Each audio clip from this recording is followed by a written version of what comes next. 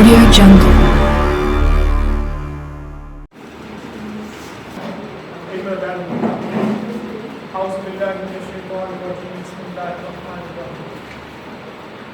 जी students, आज हम advance accounting का चैप्टर स्टार्ट करेंगे और जो ग्राउंड रियलिटीज के मुताबिक पहला चैप्टर आपका एडवांस अकाउंटिंग का राइट शेयर और बोनस शेयर के नाम से है। वैसे सिंपल एक चैप्टर है, शेयर एंड शेयर कैपिटल का, हम पिछले लेक्चर में डिस्कस कर चुके हैं।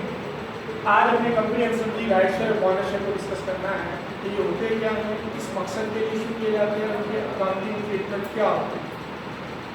पहली बात, ये राइट शेयर बोनस शेयर है क्या? मतलब वैसे तो आपने इससे पहले सुना होगा कि शेयर की डिफरेंट टाइप्स होती हैं। उसमें कैटेगरिकली आपने दो टाइप्स पढ़ी होंगी, एक ऑर्डिनरी शेयर्स होते हैं और एक प्रेफरेंस शेयर होता है। ऑर्डिनरी शेयर्स कौन से होते हैं? वो तमाम शेयर्स जो कंपनी जनरल पब्लिक को इशू करती है नॉर्मली, और प्रेफरेंस शेयर्स कौन से होते हैं? जो कंपनी नॉर्मली प्रमोटर्स को या डायरेक्टर्स को इशू करती है और उनका डिविडेंड देते हैं, उनकी प्रेफरेंस देती है। ये डिफरेंट कैटेगरीज हैं right share bonus share. Basically ordinary shares होते बेसिकली ऑर्डिनरी शेयर्स हैं, लेकिन ये सर्कमस्टांसेस के हवाले से टाइप्स ऑफ शेयर्स बनती हैं, इसलिए इन्हें right share bonus share separate categories consider किया जाता है, लेकिन ये बेसिकली टाइप्स हैं ऑर्डिनरी शेयर्स। अब ये राइट शेयर है क्या और बोनस शेयर है क्या, सुनिए प्लीज। राइट शेयर किसे कहते हैं? The shares which are allotted by the company to its existing share holders. वो शेयर्स जो कंपनी जनरल पब्लिक को इशू नहीं करती, मार्केट में एडवर्टीजमेंट करके इशू नहीं करती, बल्कि अपने पहले से मौजूद एग्जिस्टिंग शेयर होल्डर्स को इशू करती है। अब ऑर्डिनरी शेयर कंपनी जब भी इशू करेगी, मार्केट में एडवर्टीजमेंट करेगी और एडवर्टीजमेंट के बदले में शेयर अलॉट करेगी। लेकिन राइट शेयर कंपनी जब भी डिक्लेयर करेगी, अपने एग्जिस्टिंग शेयर होल्डर को इशू करेगी, जनरल पब्लिक को इशू नहीं करेगी।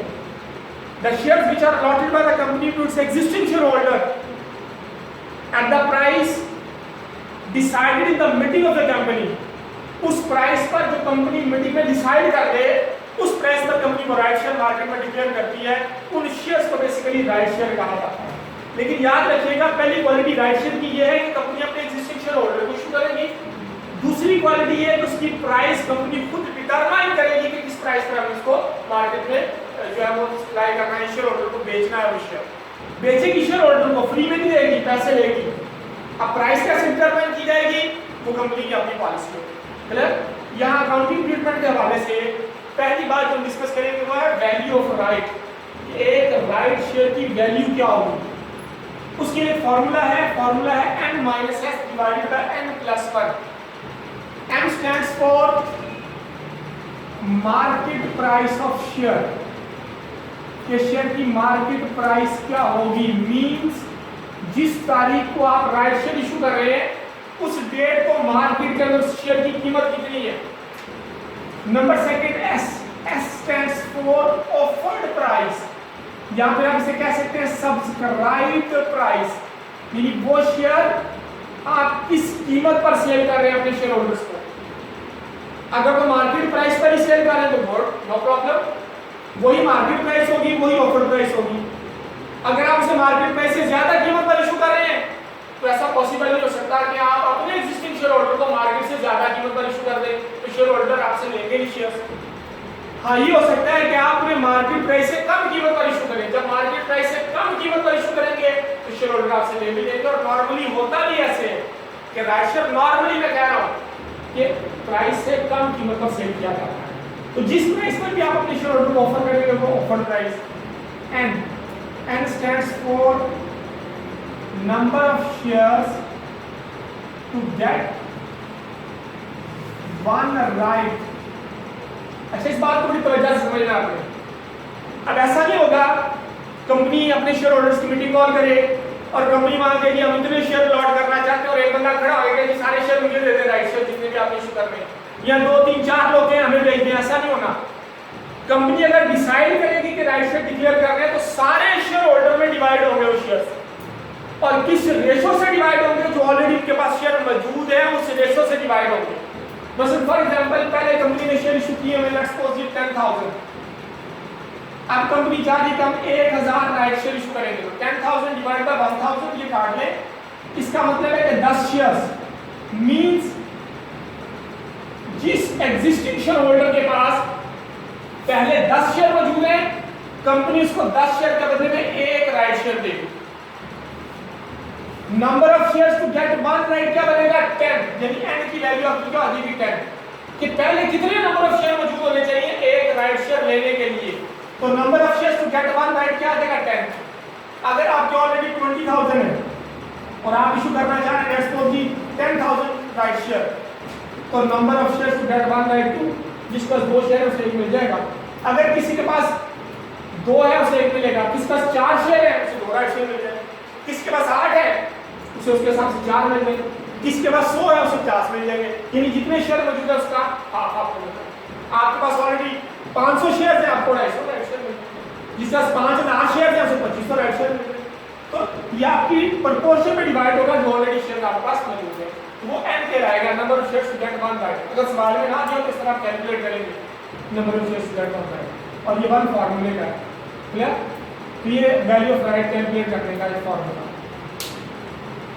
उसके बाद जर्नल एंट्रीज अगर आप देखें राइट शेयर की, तो नॉर्मली इसकी 3 एंट्रीज पास होती है, 2 एंट्रीज कंफर्म पास होती है, तीसरी एंट्री ऑप्शनल होती है, बास क्वेश्चन में पास की जाती है, बास में पास नहीं की जाती। इसका मैं तरीकेकार बताता हूं। देखिए बेटा यहाँ पर आपको 3 चीजें बड़ी कैटेगरी के लिए याद रखने की जरूरत है। एक market price of share, number 2 offered price of share, और तीसरी एक और वही पार वैल्यू के शेयर की फेस वैल्यू क्या है, एक्चुअली शेयर कितने का है उसे पार वैल्यू कहते हैं, हम पिछले लेक्चर में डिस्कस कर चुके हैं। तो 3 वैल्यूज होगी, एक वैल्यू वो जो शेयर के ऊपर प्रिंटेड है, एक वैल्यू वो जो मार्केट में उसकी वैल्यू है, और एक वैल्यू वो जो आप राइट शेयर आपने एग्जिस्टिंग शेयर होल्डर को दे रहे हैं। तो 3 वैल्यूज होगी शेयर।